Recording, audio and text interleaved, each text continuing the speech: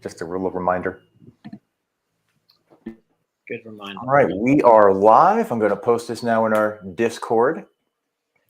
We are good to go. I'm just typing out to our community.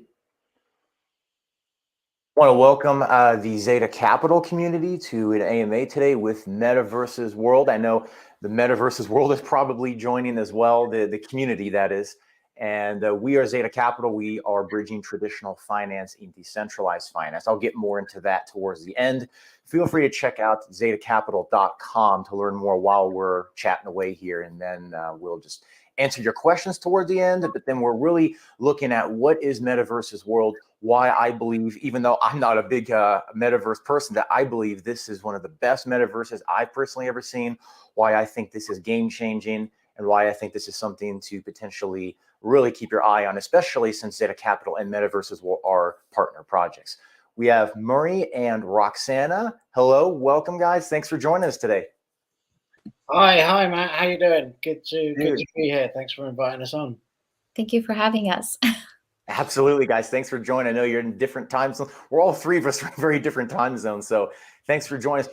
How about you guys tell us a little bit about who you are, how you got involved with MetaVersus World, and then we're going to, after that, go right into what MetaVersus World is. Yeah, absolutely. So again, my name is Murray. I am the CEO of MetaVersus. Landing in a metaverse wasn't something I necessarily anticipated. Obviously, the term metaverse is relatively new as our virtual world's going kind of mainstream. I've myself been in software development for about 20 years and the technology world.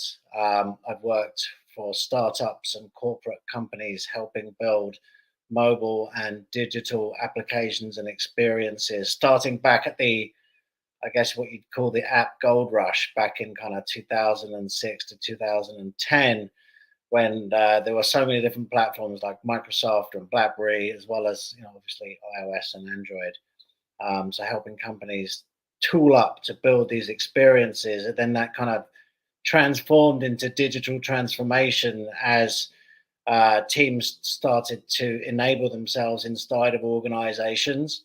And then most recently, before I joined MetaVersus, I was the head of growth for Huawei here in Canada. I'm based in Toronto, Canada.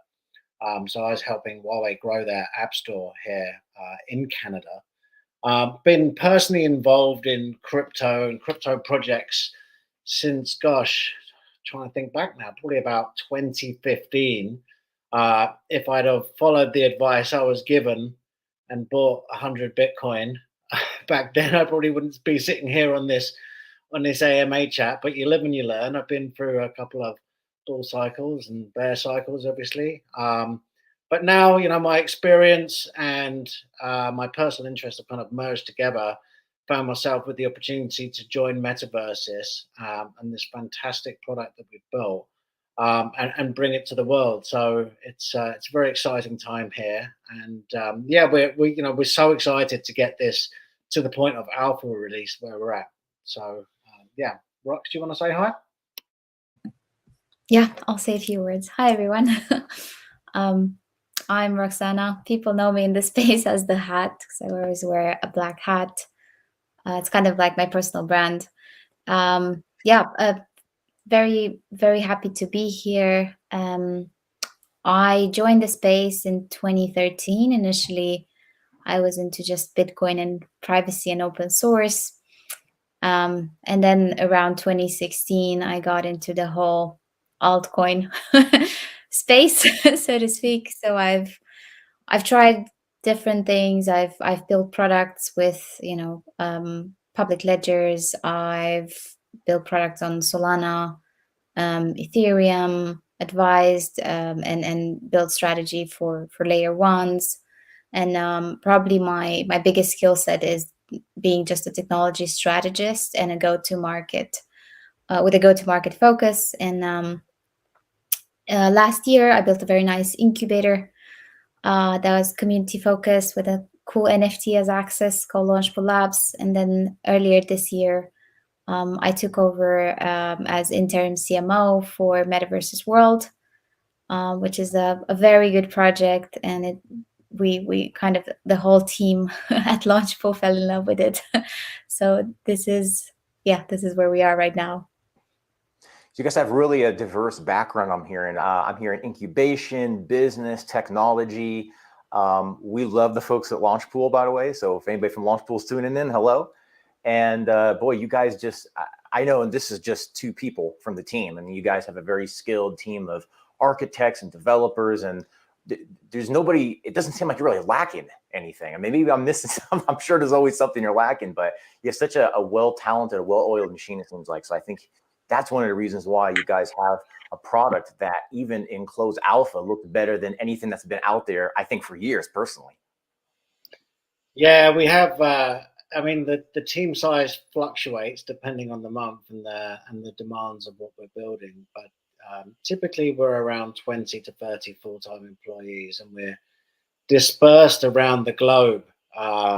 True to the nature of metaverse, we have our CTO in Japan. We've got developers in the Philippines and in Vietnam.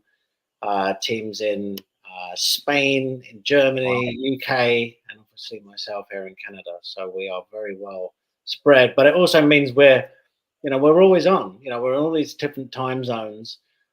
So there's always activity going on. There's always people responding. We're always managing stuff. We're always building. It's particularly difficult for me as CEO though, because I wake up. Everybody's ahead of me in time. So I wake up to 10,000 messages every morning, but it certainly gets me out of bed in good time. Well, the great thing about what you just said is having people at different time zones. The project is moving forward 24 hours a day. There's really no pause time. And I think that says something to have development and business and just all of sort of the operations always doing something, it seems like. Very, very wise. Our community has heard of metaverses.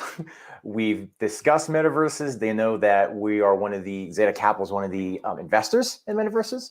And I've been talking you guys up. We had, a private call, and I was sharing in our Discord. I was saying, man, you guys wait until you guys see this metaverse. You guys are it's going to blow you away. So ever since then, people are saying, bring on metaverses. We want to see what they are, who they are, what they're doing. And there's footage that I know they haven't seen yet that I've seen that we'll show throughout this. But why don't we go from there, Marie? Why don't you tell us, what is MetaVersus World? Pretend that our community knows nothing about it. Go ahead and just break it down for us. Yeah, absolutely. So actually, we prepared a little bit of a short deck. Now, don't worry, we're not going to PowerPoint everybody to death. But I think it's really important to set the scene of what we're building, how we're building, and who we're building it for, and some of the key problems that we solve. Let me just click in here. Sorry, I've got a couple of screens running, so I just want to make sure that everything clicks through properly. Okay, great. So obviously you have myself and Roxana here as our interim CMO. You can see here we've got our Ready Player Me avatars populated, ready to go. That's one of the integrations that we've recently made, and you would have seen some press about our integration there. I have a slide further down to go a little bit more into that. But to answer your question of who is MetaVersus, what do we do? What is our metaverse all about? I think first and foremost, you have to really dig into what is the metaverse and what isn't the metaverse as well, right? So if you ask a lot of people on the street, they'll say, oh, the metaverse is virtual reality, or the metaverse is augmented reality, or the metaverse is virtual worlds. And all of those answers, whilst they're somewhat correct, they're also incorrect. It's like kind of trying to define the internet. Basically, the metaverse is the evolution of the internet. It's Web 3. So a metaverse is we are a virtual world within the metaverse. So that's a key thing to really distinguish. But some of the key component parts of virtual worlds, Web3, and the metaverse are that they're persistent, that they're always on. There is a huge amount of transparency there because obviously we are on the blockchain. And they are kind of very much 3D social mediums that kind of provide value for people in shared experiences. On the slide here, you can see a definition that we actually put in our white paper because there's a lot of people out there trying to define what the metaverse is. And we think Tim Sweeney kind of really nailed it quite succinctly in this sentence, saying that it's a real time 3D social medium where people can create and engage in shared experiences as equal participants in an open economy with societal impact. And we really like that. And as it kind of articulates in the slide here, it's something that we've really tried to embody and something that we agree with in metaverses. Maury, also, I was going to say that definition, not only have I not seen that definition before, because it's really interesting. So Ready Player One was on TV yesterday, and I was explaining to my wife. So you see this, I was trying to explain like what the metaverse is. I'm talking to some folks tomorrow who are like, they're embodying like Ready Player One practically. But she wasn't, she didn't really get it, right? So everybody has these sort of definitions for what a metaverse is. I have not heard it put so succinctly, but also open. It's broad. It's not just a one thing. It's not just an economy. It's not just a medium. It's people participating in the economy in a social sort of setting, right? It's you guys are open and you're not just kind of pigeonholing yourself into one thing. It's sort of what I really like about this. That's right. That's right. Before I just quickly move on to the definition of MetaVersus World ourselves, I just wanted to see if Roxana wanted to add anything to this slide here about what the metaverse is. I think the only thing that I want to add, because that's a very good description of what the metaverse is all about. Kids are loving it. Kids are on Roblox. More and I are always talking about the 9-year-olds and the 10-year-olds that are on Roblox and on Minecraft, and they absolutely love it. So they're the future generation, right? So they see something that maybe some of our own peers can't understand. That's how we know we're building for the future, but we are serving today. Absolutely, that's right. Yeah, and you see that. I mean, my nieces, for example, are playing this stuff, and I said I'm starting to feel older now because I'm remembering what it was like when I was younger, and older folks like my parents and whatnot didn't get Super Nintendo, they didn't get MySpace, they didn't get Nintendo 64, and now I'm like looking at Roblox, like, what is this?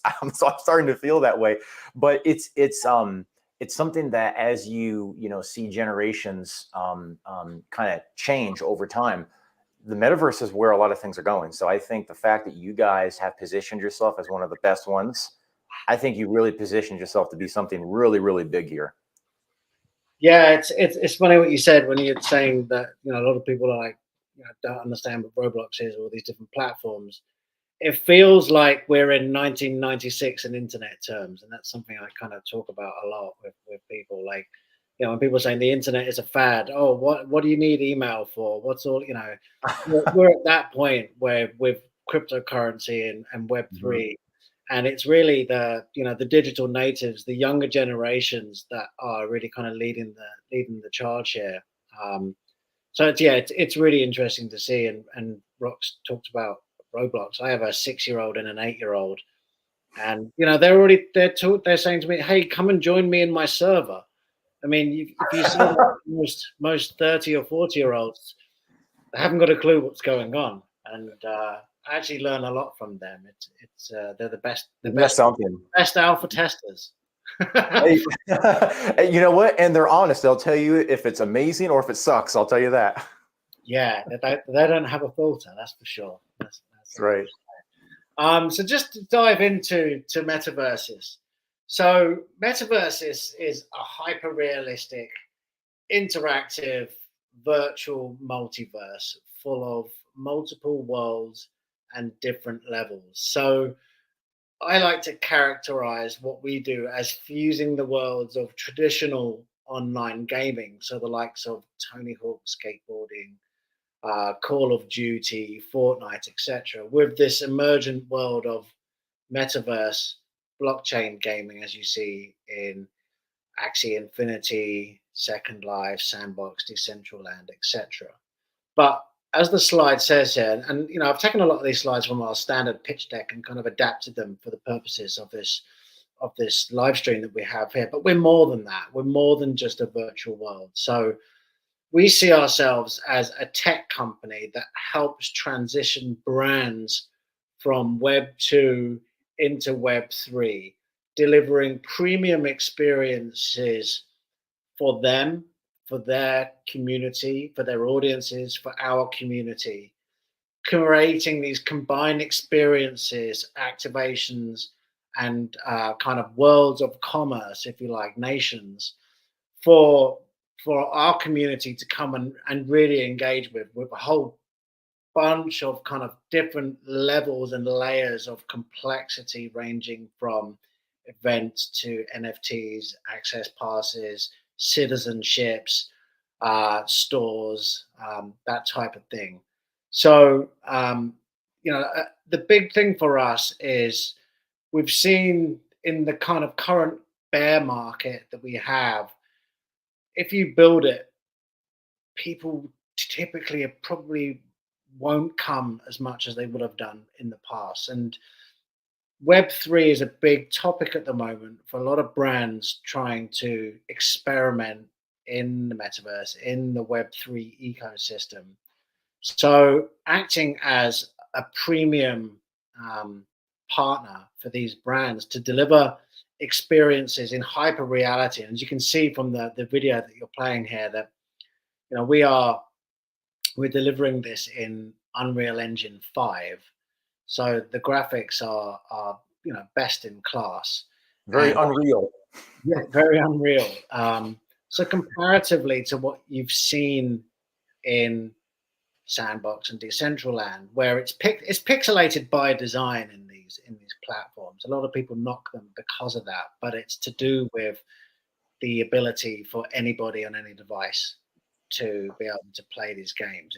It's a challenge to deliver the super high fidelity across all different platforms and all different devices with different levels of connectivity and internet connection. Maury, if I can just interrupt you, because we're showing people the videos from our world. So what you saw was the Meta City, which is the main city, and this one is the Westworld City, which is a Westworld inspired virtual world. What you're seeing right now is some of the activities that you can do. This is not a bot, by the way.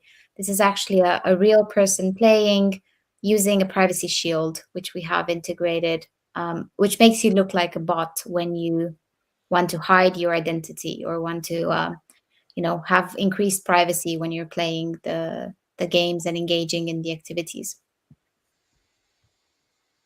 That's right. So this is, just to confirm, this is in-game footage right now. Yeah, this is in-game footage. I just want to confirm that, because oftentimes a lot of these projects will show like a cinematic sort of thing, and it's like they'll say not in-game footage, and you're like, oh, okay. But this is real in-game footage. I'm going to start cycling through these videos so people can keep seeing them. But so this is alpha right now. This is not even like, this is not a final product. It's going to get even better, right? Yeah. This is alpha. So we're starting with 3 worlds. So we're starting with Meta City, the Fashionverse, and the Wild West verse that you've been kind of siphoning through little snippets of. So yeah, these is real footage, and it's actually, you make a really good point there, Matt, that there's a lot of projects in the last 18 to 20 months, particularly while we were still in a kind of bull market, that have raised considerable sums of money on the back of a white paper, an idea, perhaps a video that they put together with no real substance and no real build. And we've kind of done things the other way around. And we've built our product first with what is comparatively minimal investment compared to some of the other projects that have raised 15, 20, $30 million. And we've done it the right way around. And the feedback that we get is that when we go to talk to brands and we talk to partners in all different areas, that they can really see the value and the difference that we're delivering. So we're really excited about what we've built, and finally getting to the point of delivering the alpha.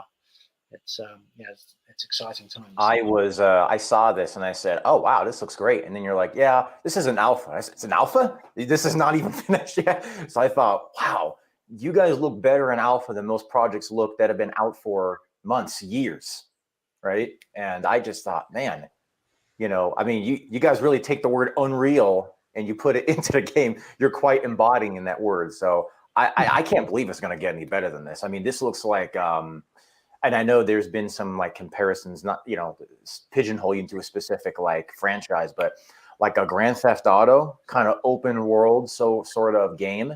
I've seen stuff like that where I'm thinking, man, if they could really make this more of a role-playing element with a social element, with an economical element. I always thought you would really have something. I kind of feel like that's what you guys are doing. Absolutely. So if you think about like Grand Theft Auto is a great example, and if you think about integrating kind of Web 2 e-commerce with Grand Theft Auto plus Web 3 mechanics, obviously digital wallets and cryptocurrency and blockchain, etc., then you get this kind of magic formula where you can just do so much more with the medium, and the community and the audiences for brands and gamers and the creator economy can come in and really just do stuff that hasn't been possible up until this point. And when it comes to building experiences, the only limit really is your creativity, and I guess as a brand, what your risk profile is and the time that you have to deliver. But there's so much you can do out there. Let me ask this: why do you think something like this, that's this good, hasn't been done yet? What's the barrier that you guys have overcome? I think the feedback we got when we were talking to Crowd Create, which is our official marketing agency for global and our fractional CMO, so they're quite heavily invested and involved in the project as well. They said, you guys built in about 6 months what others build in 2 years. I think because during the bull run, it was very easy to raise money. People focused on raising the money and then building. Whereas we were at a point where we only needed this much, to essentially build the closed alpha and then do the extra investment rounds to further expand the worlds, to add more lore, more appetite for different worlds and for different gameplay. I think that's the difference, because we really took the path least taken, if I am to say that, right? And I think that's a good segue into looking at some of the key problems that we solve.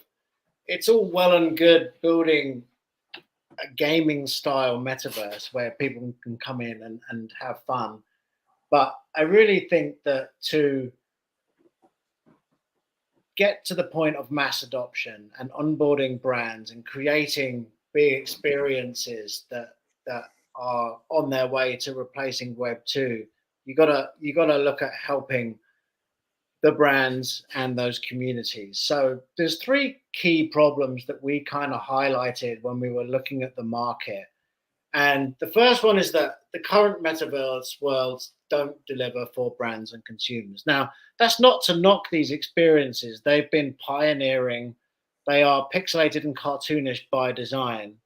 But as we move forward to delivering more valuable experiences that people are used to in their Web 2 environments, or in their, how they interact on social platforms, how they, interact in their spare time on, gaming worlds, they're used to much better, more high fidelity type of experiences. The second is that the metaverse is complicated to understand. Nobody can really define it. It's very difficult to define. It's like asking someone to define what the internet is. That's a very hard thing to define in a couple of sentences. And then the third thing, quite importantly is about Web3 IP, utility, value, and interoperability. We've all seen the NFT hype, people like BAYC, etc., going out there, and NFTs have typically, they were a mechanism for people to make a quick buck, or make a lot of bucks on a quick flip, and it's kind of changing now to more towards a utility type focus, and brands are wondering, how can we get our IP into Web3, into the metaverse, and how can we provide usability and utility to our IP, but also simplify the process. So these are some of the key areas that we've been focusing on. So delivering a really great premium experience on both sides of the fence for brands and for the consumers, simplifying it and making it really easy for brands to come in and experiment with and adapt to. Actually, I think I skipped the second point there when I was going through. So the metaverse is complicated, and brands don't really know how it works, and it's difficult for them to experiment. And we've got a couple of slides further down where we talk about a new approach that we have to enable brands to come and experiment and learn about the metaverse. So these are the key 3 areas that we are focusing on. When I talk about the metaverse worlds not being, being a little bit subpar from what we've seen, we talk about the graphics and the avatar representation, but the stores are pretty uninspiring as well. If you go into, obviously a brick and mortar store, but if you go into a store on Web 2, there's millions of dollars put into the look and feel, and the experience and the feeling that those experiences make you feel. When people interact with their brands, it's much more emotional, and you kind of, when you're in a world that is very pixelated and cartoony with not much utility, you lose that emotion. So we're trying to bring that emotion and that reality back in there. Asset utility has been pretty low. So you might be able to go into the Gucci store or the Tommy Hilfiger store and buy a t-shirt or a pair of sneakers for your avatar, but there's not much utility with that. So we're really trying to flip that on its head and turn these assets, in some instances, into 3D assets where you can buy a Balenciaga handbag and take that handbag and use it as your access pass to get into a limited edition event where you can see your favorite artist, for example. So oh wow, trying to add much more utility to these digital assets. It's also collectible. Collectibles don't need to be rational. So, baseball cards collectors, a few decades ago, they don't need to be rational because they are not rational. They are very subjective. So if someone really likes something, and with the whole narrative of owning less that we have right now in the physical world, it only makes sense for people that do want to own more to find their comfort into the virtual world. That's right. So I love what you just said, Marie, because that gives you a reason to actually own something in this, as opposed to, well, I can buy a Tommy Hilfiger bag and it kind of looks cool on my avatar, but what does it do? Like, this actually does something. This can get you into like an exclusive event that could be put on by like a partner of this brand, right? So there's brand awareness, there's cross marketing, and there's actual like events that you can attend that are like unique, and you get there by using the utility that is attached to these items. So in a lot of these metaverses I've seen, it's like, well, why, there's no reason to really own this thing other than unless you want to sell it as an NFT or something. But what I like about what you said is there's actually a real reason to own this stuff. Yeah, that's right. I think I must have spent hundreds of dollars on Roblox t-shirts and kit for my kids, but at the end of the day, it just sits in their inventory. And obviously, I know, Roblox isn't a typical metaverse platform, as you might characterize it. But it's a very good comparison to what we're talking about here with digital assets and adding value to those and having a marketplace and secondary marketplaces, aside from something's rarity, to give it value. So talking about the utility. But just to quickly flip through the other points on this slide here. So, we've seen big marketing budgets from big brands.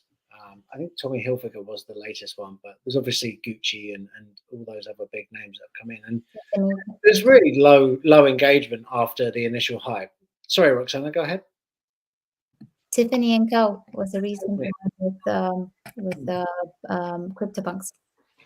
That's right. And there's a lot of people go in there, they check it out. I think if you're on this live stream, listening to Metaverse Chat, you've probably been into Sandbox or Decentraland and some of these other platforms. If you go into these stores, it's interesting for 5 minutes. Speaking from a personal perspective, there's not much to do. So there's low user gratification in there. And there was some press recently about the real daily usage numbers for Sandbox and Decentraland of being like 30, 40 people. And I think my 8-year-old rather, has more people in her Roblox server than that on a daily basis. It's crazy. They're asking you to join their server. You're like, you have a server? No. But again, I don't want to knock those big early pioneers. They're really fantastic, and they've done a great job getting things going. And it's a new brave new world, and we've got to develop new experiences to bring people in. And then just to finish off on here, I don't want to linger too much on this slide. As it relates to kind of brands, there's little to no focus about the long-term value and the kind of brand representation that's in there. So something that we're really trying to do is change the scene here. Yeah. So you are just to clarify. So you're partnering with real brands like a Gucci, for example. For example, so it's important to say that we're just in the initial stages of talking to brands. We have more conversations than we can handle going on at the moment. Oh, great. Good problem to have. Pardon? Oh, it's a good problem to have. It's a good problem to have, for sure. But, we've been very much heads down building out the platform and getting it kind of alpha ready so we can get it in the hands of testers.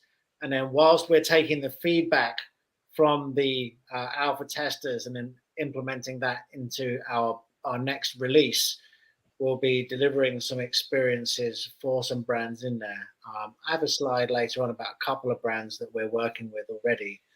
But yeah, so we have, without giving too much away, a contract with a company to introduce us to over 250 different brands. Wow.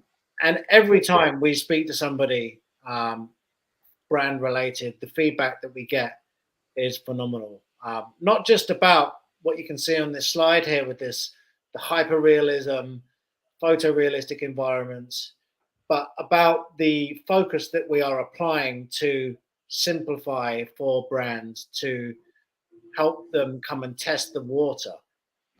That's really critical. So let me just ask real quick, because people are looking at this. So, for example, this is I think you call it the fashion world. Yeah, this is the fashion. So, first of all, I think this is really cool, and I just point this out if nobody has noticed this. When I first saw this, I said, "Oh, this looks just like one of the shopping centers in Las Vegas. It has like the sky up there, where you're indoors and it's nighttime, and it's kind of like trippy because you think it's daytime." Yes, like the Venetian. Like the Venetian example, yeah. So what I wanted to ask is, a lot of these brands you're partnering with, they would actually have, like, for example, a store in this area that you could actually go and buy their branded items in the game. Correct. And you can try it out, and if you like it on your avatar, you can buy it, and it's going to have additional utility based on what they want to assign. And this the black line that you see, that's the longest catwalk in the metaverse. Essentially, this is where we're going to have essentially models, and you can actually interactively click and buy some Oh of my the gosh. that's being displayed. Wow. And how would a brand, so let me back up. So if, for example, I wanted to open up a xetacapital store, just as an example, how would something like that work? Can any person just come in and open a store in here? Or what does that look like from the brand side of things? Well, in the long run, we will, we're going to be opening things up to the creator economy once we get beyond the open beta stage. But as it relates to our initial first kind of phase, we want to bring in some of the larger brand names to help bring in the communities and the following and the audiences that they have. And we've created something that we're calling MetaVerse as a service. So if you think about software as a service, we've created a number of solutions and frameworks to really simplify the onboarding process for brands coming into the metaverse. So we have, and I have a couple of slides further down in our presentation that talks to it. But basically, Wow. I'm kind of skipping ahead here a little bit, but we've t-shirt sized it into kind of small, medium, large.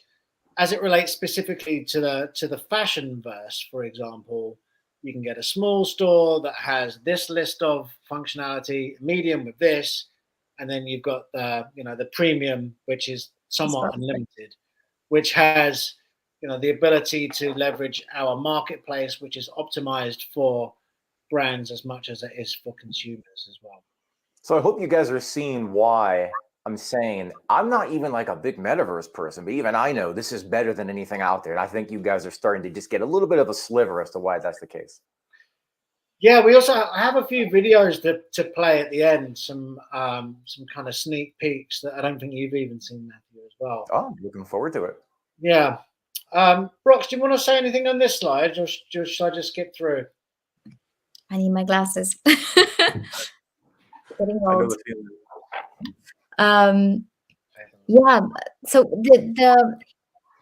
we kind of sat down the other day thinking, how do we explain metaverses to people so they actually get that very complete platform?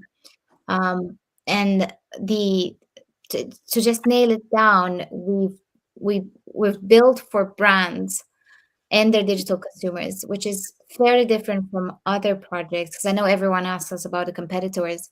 The competitors in the space, they build for retail, because these projects were built during a bull run, and the interest was, get something out there, pump the token, etc., etc. Now they're struggling. They're partnering with brands because brands are people, right?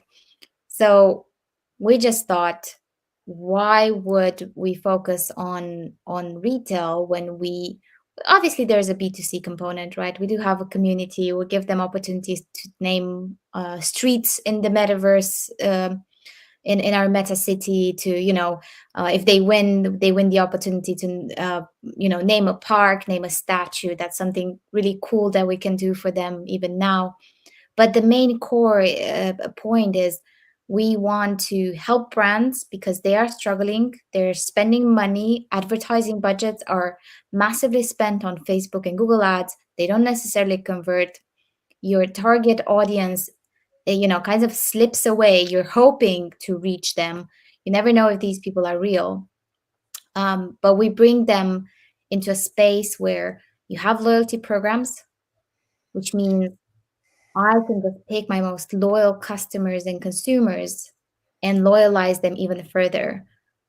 Because to launch global ambassador programs is very, very costly. So not all brands can do that. If you're a premium brand, you can, but if you're like a mid-size or, handmade or anything that's eco-friendly, they don't have the budgets. So we're there to support them, and we essentially want to walk them through the whole thing.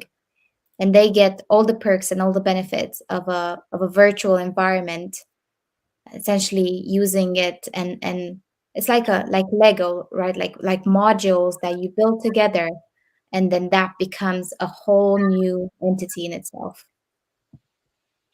Yeah, and I also, you touched on something that's so important there about targeting brands.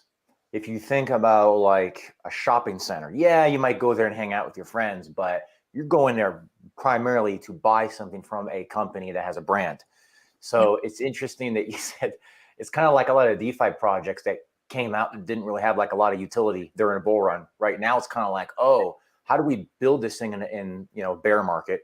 If we're in a bear market, some people debate it, but if we're in a bear market, how do we build this thing? Oh, we actually have to do something. Oh, we have to actually innovate. Oh, we have to actually have real utility. So you guys are not scared about building in a bear market, because Zeta Capital also launched in a bear market, and I said, this is when I think you can really prove that you have something, because in a bull market, people are just throwing money all over the place. They have no clue what they're putting it in. They're pulling from here, moving over there. Now you have to really do your research, and you really have to understand what it is you're putting your time and attention and resources into, which means you have to actually have something. You have to have the goods. So you guys are not scared of building the bear market, I take it. Well, if you look at, they say that bull markets cause bear developments, bear markets cause bull developments, right? So it's kind of like that. Most of the kind of the best projects out there were built during a bear market, because the focus always had to be building the product, and it was harder to get the money, so to get the funding, and then you'd have to really, really deliver something that was completely different than anything out there. So I think in this sense we're very lucky, if I can say so. And probably we've never worked on another project so hard during a bull run as we're working on MetaVersus World during a bear run.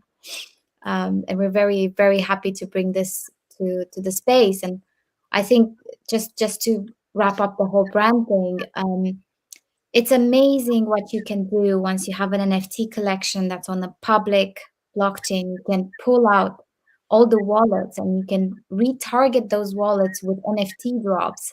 So you bring them back into your brand, and you can bring them back into your world, because they do check their wallets more often than they check their inboxes. Absolutely. Well, please go ahead. The metaverse as a service. I've got to see this. Yeah, I mean, so we've just kind of really gone over that, but I think the core messaging here is simplification and experimentation. Brands need to be able to come in and experiment, and being forced to buy a parcel of land for $1 million doesn't give you the ability to experiment. So it's really important that we can do that, and trying to give brands the ability to test the water, so to speak, but deliver pretty premium, polished experiences at the same time, is what we're trying to do with Metaverse as a service, and that's really what that means. One of the core pieces that is different for us, and as we kind of touched upon when we talked about this, is the marketplace, brands bringing IP, digital, collections into this world, and creating a very much circular economy. So, as with this good old-fashioned Venn diagram here, who doesn't love a Venn diagram? We've got marketplaces, IP in gaming platforms, and then your traditional kind of collectibles. Now there are some lines that are blurred here, but you can't take your Roblox digital assets and sell them on Super Rare or Magic Eden or wherever else. So there's just not a good amount of unity between all these different spheres, and something that we've picked up upon for brands to be able to come into the metaverse, and for the audiences and the consumers that follow these brands, there needs to be a lot more integration and a lot more unity between these different areas. And that's something that we're trying to do with metaverses, so that you can come into a store, you can buy a digital asset, you can use it as a access. Just give an example here. You can use it as an access pass to get into something. It really actually has some utility behind it, and the world is your oyster when it comes to that kind of creativity behind the utility. But then you'll be able to use this in our marketplace, and buy, sell, and trade as well.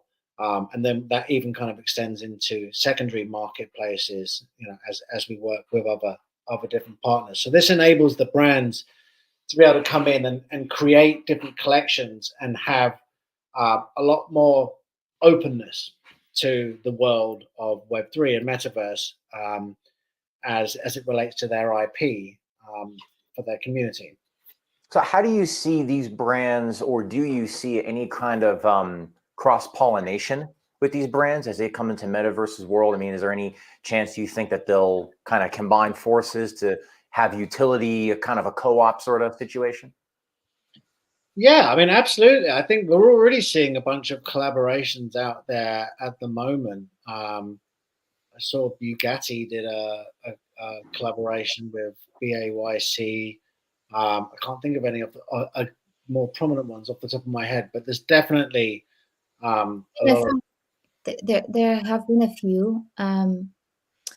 What the advantage we have is that brands don't need to deploy their own smart contracts if they want to do NFT collections and bring their IP into the metaverse, right? So they can use our smart contract, and it's designed for that. It's supporting different standards for NFTs.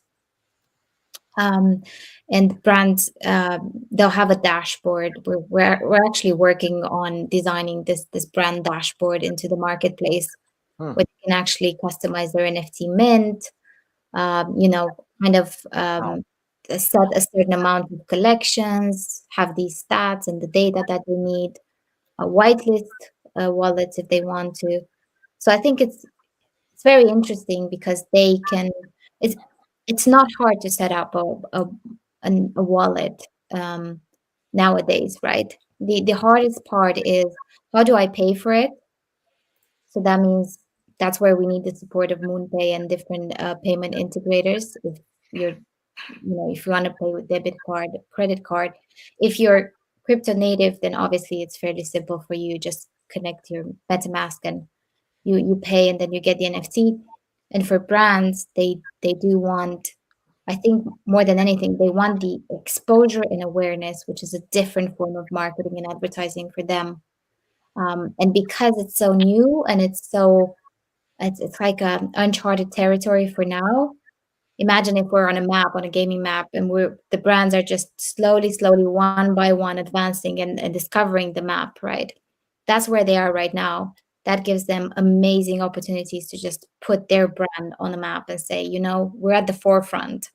We are the ones that are embracing the next wave, and we are the pioneers.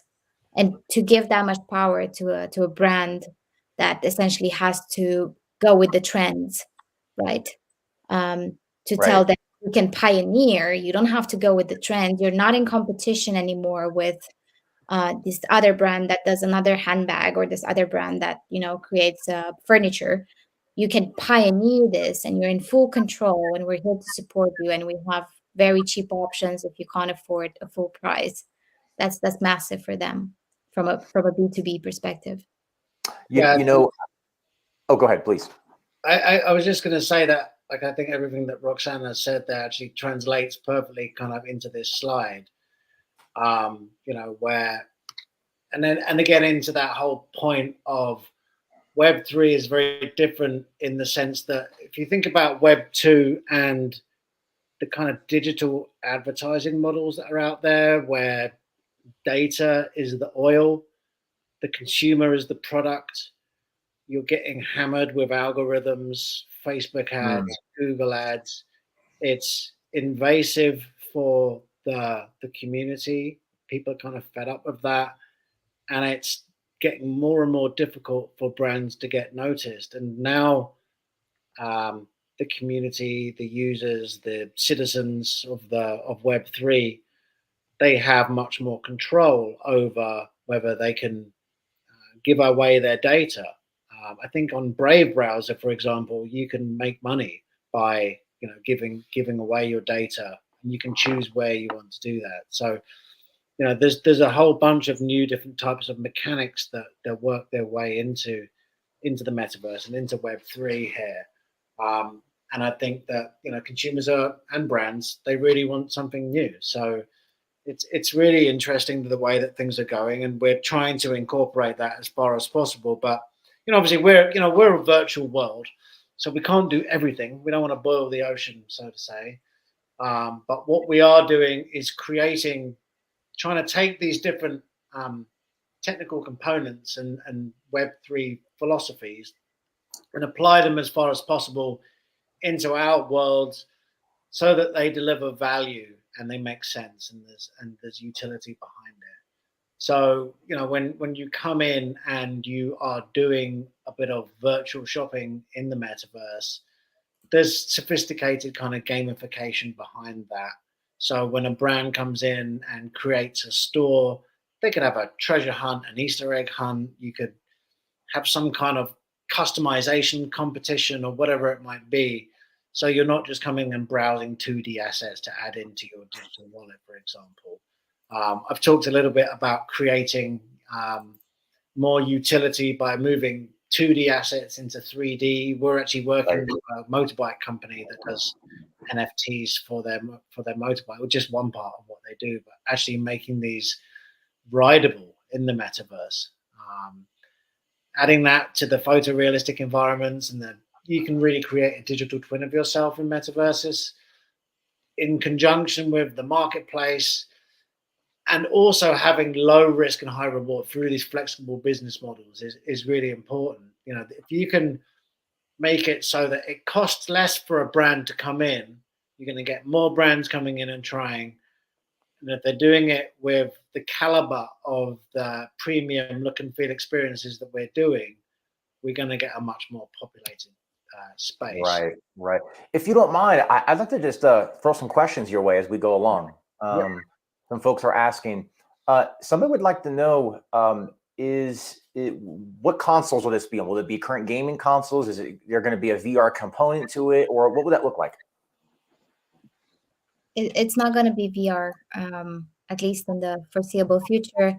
It's a downloadable client for PC, and we're working on getting it on Steam as well. So actually, we were talking before about rewards that and perks that we could offer to the audience today. That would be whitelist of alpha passes, essentially, so you can actually experience the worlds and explore metaverses and let us know your feedback. And that may be in the form of a Steam key, for example, in the beginning. Yeah. And as we get towards the end of it, I didn't mention this verbally. I mentioned it in Zeta Capital's Discord. We're going to have something special for those of you who own zones. So please stay towards the end. I'll be sharing what that is with you. Somebody's asking a question. Will brands be able to build their own cities and custom logic and mechanics within the game? I think that's kind of your metaverse as a service. And I was going to touch on that. I think you guys are kind of delivering a all-in-one kind of inclusive service for brands that want to get involved. Is that right? Yeah, that's right. In the long run, we will be having the ability for brands and the community to be able to come in and create their own virtual worlds, inhabit virtual apartments, have storefronts, etc. What we're starting, the low-hanging fruit for us is stores. And that's just our starting point. I think probably towards the end of 2023 is when we'll start to be opening up the ability for brands to create their own worlds. We will be creating an SDK, which is a software development kit, which will be available for brands to come in, and as they become more mature and sophisticated as it relates to Web3 and metaverse type worlds, they'll have teams, they'll have assets that they can just easily populate in. But the starting blocks for us are offering these essentially t-shirt sized storefronts, starting with Fashion World. And then as we go through the quarters of the year, we will be evolving our metaverse as a service to incorporate more features, more functionality, more usability, etc. Just to add a quick note, so the IP marketplace, which essentially is the NFT collections, is going to be released a bit later than the closed alpha. Obviously, they're two separate products, so we need to ensure that we build one and then we focus on the other. But it's going to be released fairly close within a few months.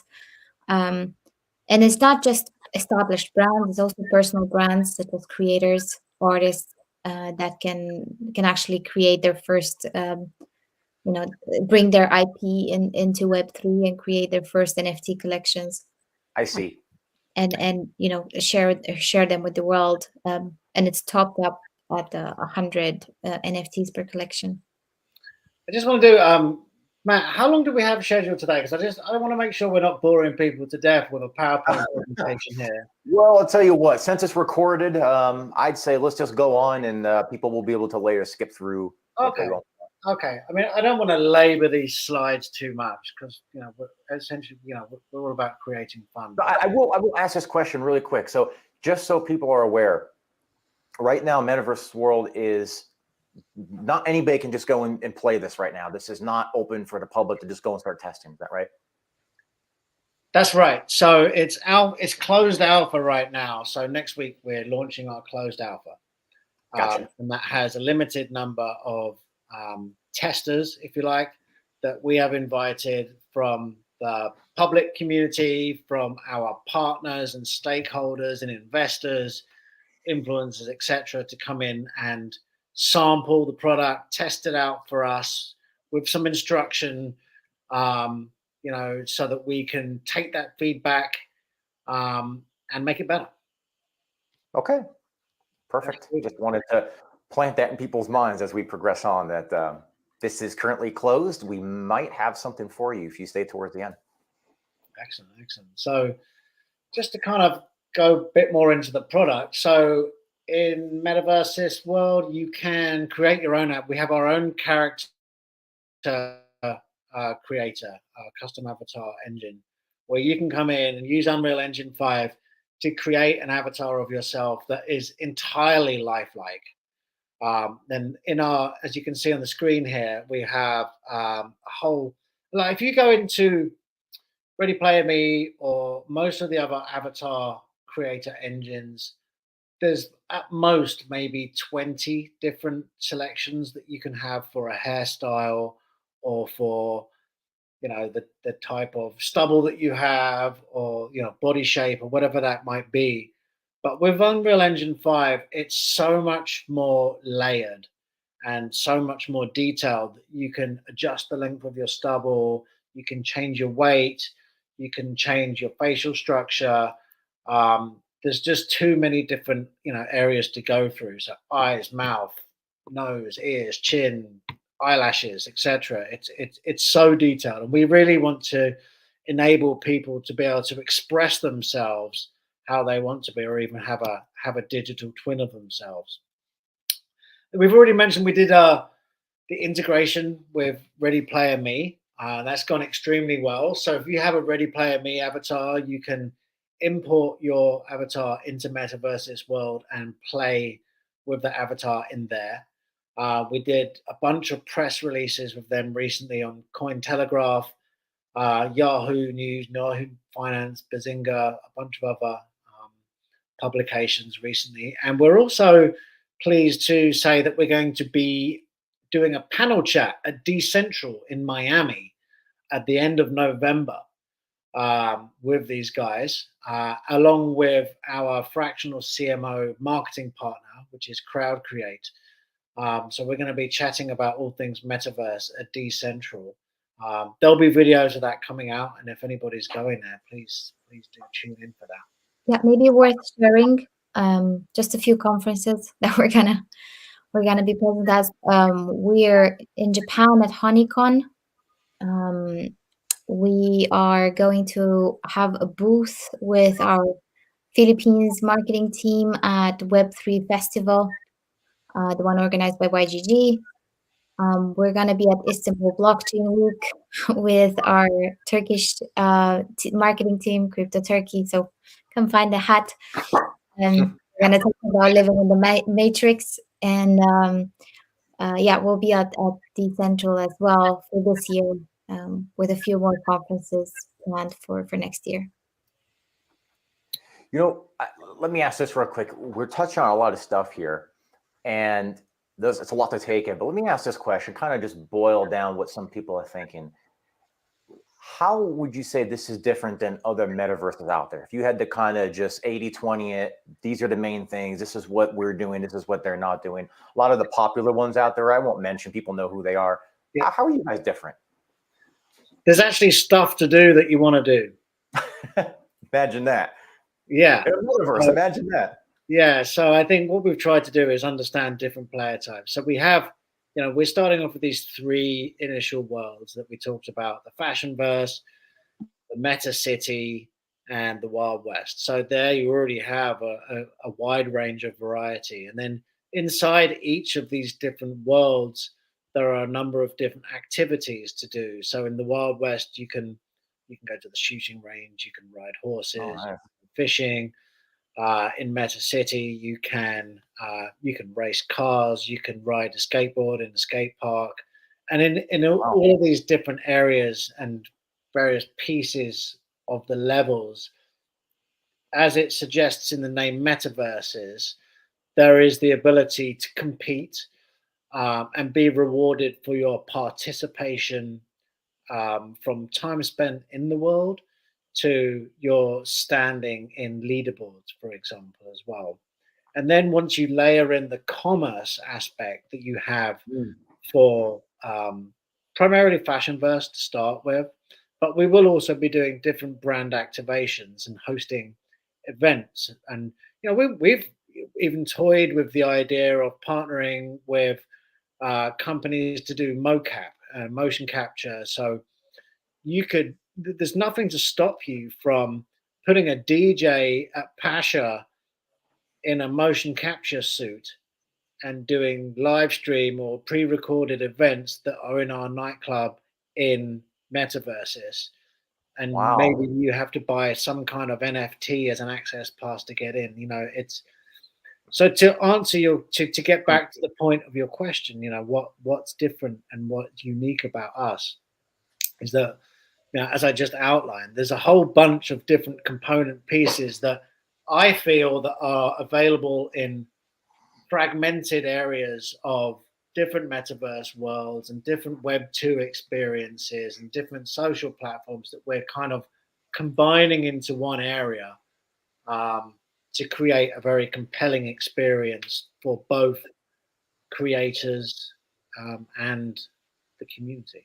We're also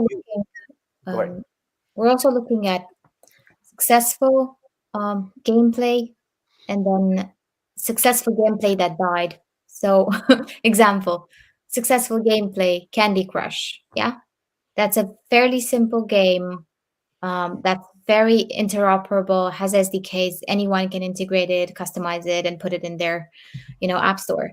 Among Us, which died, got revived by live streaming by influencers on Twitch, and then died again because obviously it became boring. So for us, it's fairly relevant. We start with 3 virtual worlds. People can explore. People have games. They have social experiences. And then we're going to add to that constantly, either from ourselves, from partner gaming studios, from partner integrations, right? Because nothing stops us from integrating with other gaming-focused metaverses, for example, and just make sure that people don't get bored being in these worlds. Yeah, I think it's important to recognize that unlike traditional products, we're going to be in a state of continuous development. So that means releasing as much as possible, and then I flipped back a couple of slides here because I think this relates to your question. Was like, what makes us different is these kind of 8 different core blocks: customization, gameplay, kind of competitive natureness of it, activations, commerce, the sublime kind of environments and activities that we have, community feedback, voting, social interaction, so you'll be able to chat and voice chat in the long run with other avatars, and then the digital assets and collectibles that you can get from and most importantly, something that we didn't have there, user experience is translated into time spent in our virtual world. And this is something that a lot of these metaverse projects before didn't really focus on, because you go, you explore for 10 minutes, it's empty, there's nothing to do, you get bored, you leave. So the time you spend, the time you invest in these gameplays is fairly important. This is what Roblox really nailed down. Because if you don't like one world, you go into another. You don't like one server, you join another. But you're always, you're always putting time as your core resource into it. So I don't want to gloss over the motion capture thing for a minute. So you could technically, like, we're looking right here, we see this city. You see how there's like a sports arena there. Okay. So there could be a real life event somewhere, call it a concert, a play, whatever it may be, where you could almost mimic that event in your metaverse and almost have like the real life audience and like the metaverse audience technically. Yeah, very much so. I mean, these are visionary pieces that are further down the roadmap. We obviously Sure. have to establish the building blocks first. But absolutely, I mean, the ability to add these varying different, ways of engaging the community through new technological advancements is critical. And I think that all the brands, especially in the entertainment and sports space, want to do that. If you look at professional sports, so UFC, NBA, NFL, all these big international sports followings, they're starting to film in 3D. So they have 3D cameras by the pitches. Right. So, I've seen that. yeah, so you can, if you have an Oculus or a VR headset, you can go and you can be ringside at an NFC, fight, or you can be courtside and watch the New York Knicks play. Or you can be, watching Messi play on the international stage playing football. So there's a whole host of innovative ways in which we can deliver engaging experiences, but it's very easy to get carried away with the potential without actually doing the groundwork first. So ultimately, yeah, we do want to have these types of experiences.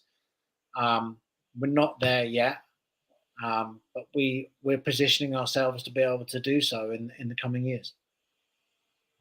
Well, you have a roadmap here. I'm sure people are really wondering. That's actually one of the questions I keep getting in our Discord is what's the kind of the 1, 3, 10-year plan? What's next on the horizon? What are you guys doing? So let's get into your roadmap.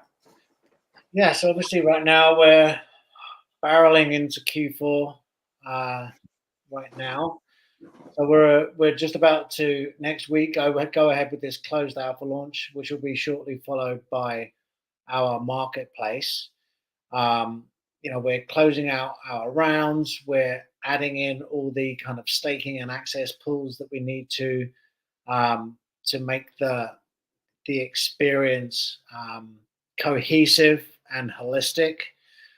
And then, as we roll into 2023, we'll be looking at taking community feedback, improving the current experiences that we have, building out new worlds, adding to the experience, so taking that feedback and making the gaming better, making the rewards better, taking stuff out, adding stuff in. So I wanted to make sure that we're building upon solid foundations. I'm going to jump out of this presentation and I'm going to share some. You have some videos, right? Videos, yes. So, bring the merchandise more. Looking forward to that. Looking forward to that. And then we'll still take your questions. If you are tuning in live, obviously ask your questions in the comments. If you're not in Zeta Capital's Discord, that's a great place to ask questions as well in the AMA question channel, or really just in pretty much any chat where you can get a hold of me. If you're not in there at xetacapital.com, if you scroll to the bottom, you'll see our Discord link there as well. So We'll take your questions as long as we have a few more minutes here, and then we'll get into something really exciting. Let's check out your video. What you got going here? Yeah. So I'm actually just going to mute it because it's got some Yeah, sure, no problem. awful music in the background that our developer put on there. I'm not knocking his taste in music. Well, I am. So, give you a bit of a look and feel of what we've built here. You can see that the environment in Unreal Engine 5 is absolutely incredible. We have NPCs in and around the world as well, so you'll be able to approach various different NPCs and get instructions on how to interact, how to use your avatar, where to go, etc. They will be issuing quests and tasks, etc. As we build out our open as we build out the closed alpha and move into the open beta.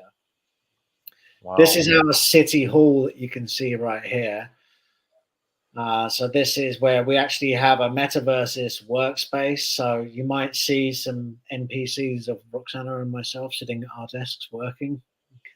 Maybe we'll have some tasks to issue. It rolled into the Wild West verse here.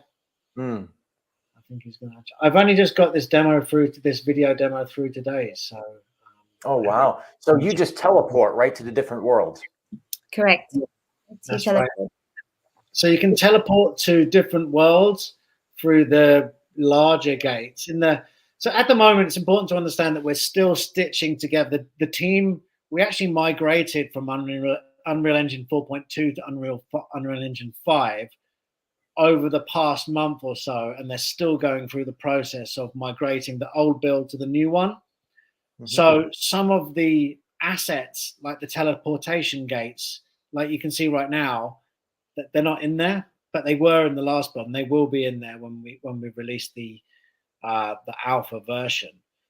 So the team's working hard to integrate all the upgraded assets into this new build here. This is the privacy avatar that you can see there. Got it. And do you have a plan for how many worlds you intend to release and what that looks like? It's a good question. I mean, ultimately, we intend to have dozens of worlds. Wow. But obviously, if you look at the complexity and the depth of what we're building in each of these as they stand, maybe we'd probably be looking at a new world per quarter, something like that. I would estimate is a good pace to be moving at once we've grown. But we've got to be successful with our alpha and our beta. We need to have the user numbers. We need to have the economy. We have to get all the gears working properly before we can really start to grow massively. Because if we grow too fast, it's more detrimental than anything. Right. Absolutely. And that content, I'm watching this, I'm thinking it goes farther than your eye can even see. Is there any kind of limit to the size of these worlds where you get to the point where no more brands can come in because it's literally all the real estate's gone?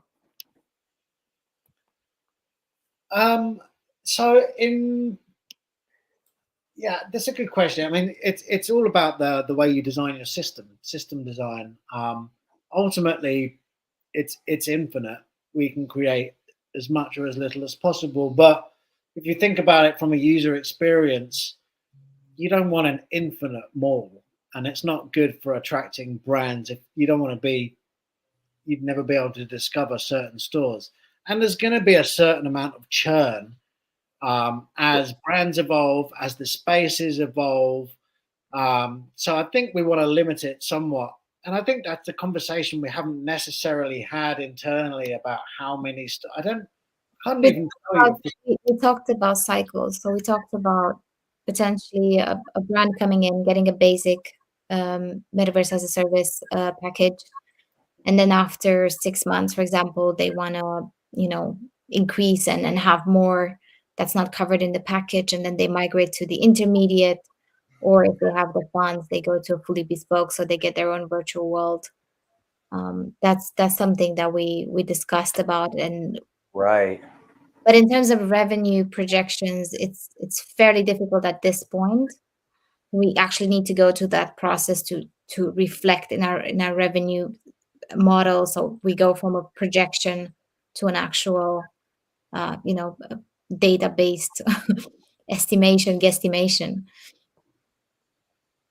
Yeah, and I think having the real estate itself finite, limited, will give it a lot of intrinsic value. Can a player, a regular person, just like me, I'm not a brand, come in here and buy real estate, hoping to flip it, or what are you looking to do with that system? We're exploring this with an actual tokenization real estate platform that's part of the Launchable Labs incubator. So we're very, very close, and they crowd fund and tokenize property development from the ground up.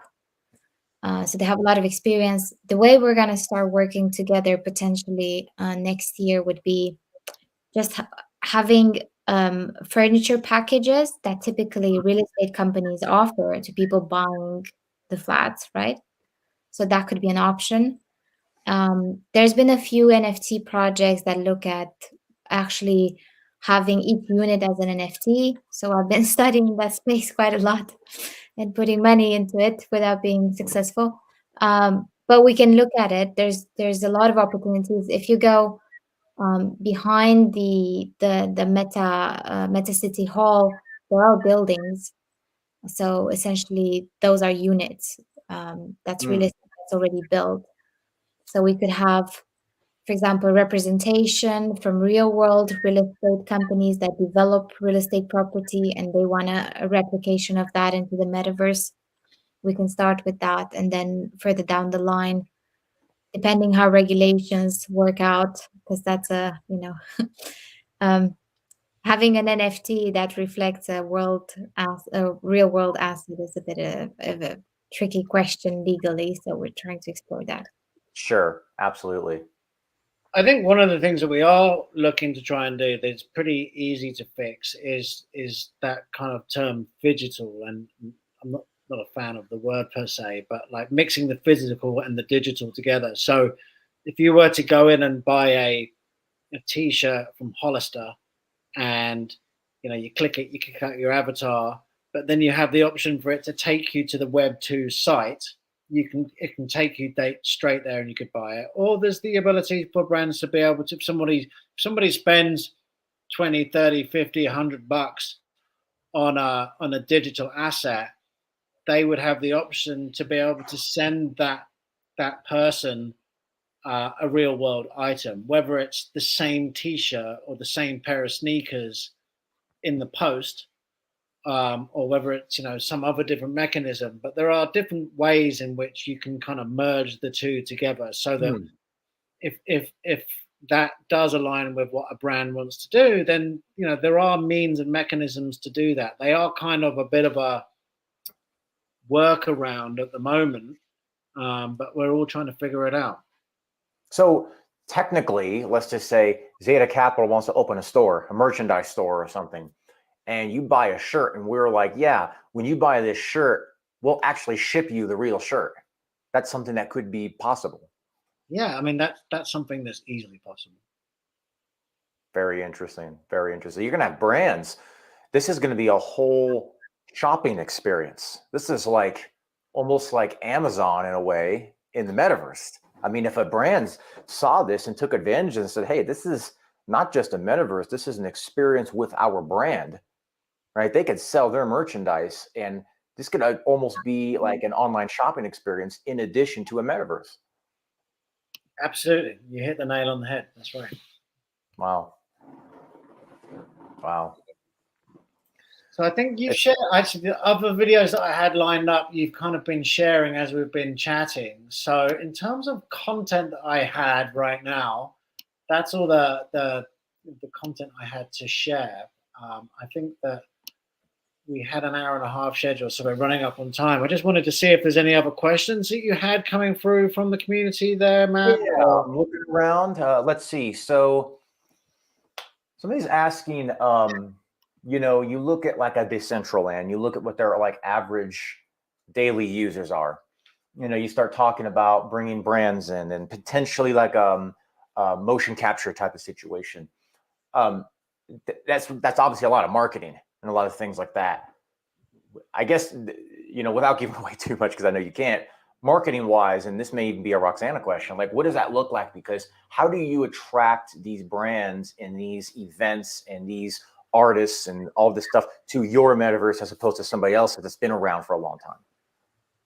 Obviously, Decentraland and the Sandbox have the time of existence on their side and the press on their side. We do believe that all we need is a boom in the market. Because at one point, how many brands can you have going into Decentraland and doing the same thing? How many? And paying quite a lot for that. Because, as I said, smaller, medium tier brands can't really afford the metaverse as a service prices that are out there on the market. So for us, it's we're on a path of working with people that can help us create really quality content and experiences and showcasing just how fun it is and how interesting it is, and then validating with the first brands, and after that doing a more aggressive marketing campaign, more aggressive sales campaigns to all of these brands that haven't they essentially want to get into the metaverse but they don't know where to start. And I think we have on our side the fact that you don't need to do any of the build yourself as a brand, which is a very it's a technical barrier to entry for a lot of them, and we can definitely support and build that for them and make use of all the marketing and community building that we already have, and we'll continue to have later on.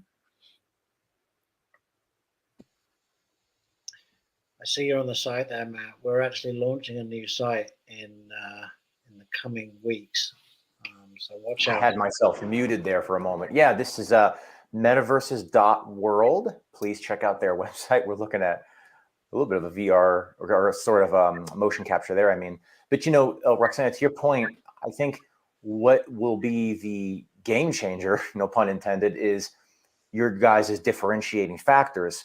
The fact that, and Murray, you hit it right on the head. What makes your metaverse different? There's actually something to do. I know it's kind of a funny thing to say because you think of metaverse as this big open world and there's all this stuff to do. And, I've kind of played around with other metaverses before and I'm like, okay, what do I do? Like I'm running around, I'm jumping around, I'm, moving around, but like, what do I actually do? There's nothing to do really. I mean, there's some stores, there's some things about, so the fact that you said that there's something to do, this makes it not just a metaverse, it's gamification, right? There's things to do, there's quests, there's NPCs to talk to, there's other friends that are going to come in, there's brands, real brands, different worlds, things to do that other metaverses don't have. And as that community base, I think, grows, and as the brands see, wait a minute, there's something over here, you're going to have more and more brands want to go where the people are. That's why building it for the brands, I think, is genius, because it's like I said, it's like that analogy of the shopping center. I mean, you go there for the brands that have a product and then the people come.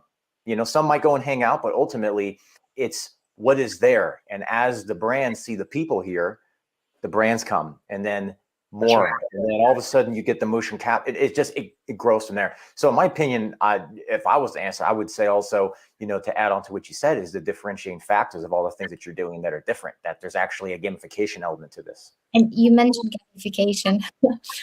We actually have a gamification tool in our Discord. If you go at the bottom of the website, there's a link to our Discord community, and you can participate in different quests, and then you promote to the next quest, to the next quest, and so on. It's not like a bounty hunt. It's a bit different. It's more interactive because people love the idea of progress, of dashboards, of leaderboards where they can see that they're the best out of a group. And this is something that we will integrate into our virtual world as well. At one point, we'll have a leaderboard. We'll have a way for you to compare yourself as a citizen, as an explorer, essentially compare yourself to others and kind of, understand what more you need to improve in terms of your character, in terms of your time spent, and the uniqueness of building your history in metaverses and taking that history with you at one point because it's interoperable. Definitely. And so currently the alpha of this is closed, right? So you can't go and test this. You can't just go download it. You can't get in unless you're invited. So what we are doing for Zeta Capital members, I'll say those who own zones. And if you're unfamiliar with Zeta Capital, this is our website. We are a decentralized finance, bridging traditional finance, passive income sort of model. We have a wealth management partner that we've partnered with, that we've also been early investors in MetaVersus because we see the great potential that they're offering. And those who own zones in Zeta Capital get access to financial services like blue chip equities, private equity, high frequency trading, services that typically are out of reach for the common person like myself, that we've brought onto the blockchain, right? To do something with your token besides selling it, to give it real utility, kind of like what MetaVersus is doing. So anybody who builds zones starting today until the end of day, November 1st, will be entered into one of 10 spots. We're giving away 10 entries for this to be invited to the closed alpha testing of MetaVersus. So if you've already built a zone today, you are entered into that lottery system, basically. So if you build at least one zone, you are entered into that. Obviously, the more zones you build, greater your chances of winning. So if you want to win a spot potentially to get into test MetaVersus, this is a way to do it. You can find out more at xetacapital.com. And of course, if you scroll all the way to the bottom, we have our Discord and our Twitter. Go ahead and join our Discord. We talk about MetaVersus in there. We talk about DeFi. We talk about traditional finance and what it is we are building here, which is, kind of unique, which is we like unique things. And MetaVersus is one of those very unique things. And, Murray, you hit the nail on the head earlier. It's utility. And I feel like you look at whether it's MetaVersus or whether it's DeFi, whether it's really any project in the space, utility is what's going to win. And if you don't have utility in a bull market, you might get along, right? We've seen some metaverse projects come and they've kind of captured, some market space because they were there first. It's like a Bitcoin, for example, right? But as now we are in a bear market, I should say, it's only those with utility that are actually going to survive. And so that's why Zeta Capital, where we have utility, we love projects like MetaVersus, where you guys also have utility as well. Maybe to wrap it up, because I know we're approaching an hour and a half. All I want to say is that the metaverse will be bigger than anything else you've seen, and we'll be part of it. Absolutely. Yeah, I think as closing statements go, she's absolutely right. Everything you see in Web 2 now over the course of the next 2, 3, 5, 10 years is going to translate into Web 3 and metaverse experiences. And those that get involved early will learn quicker and will do better. So we're pleased to be pioneering in this space. It's exciting. It's fun. It's stressful, Roxana. You can connect with us on all those platforms too. So we're an open book. So come and talk to us. Check out MetaVersus, guys. MetaVersus.world. Check out Zeta Capital, xetacapital.com. Follow both Twitter. Subscribe to both. You guys have a YouTube channel? Yeah. Subscribe to both YouTube channels. Join both Discords. There's a lot of cross-pollination with our projects and what both of us are doing in terms of utility.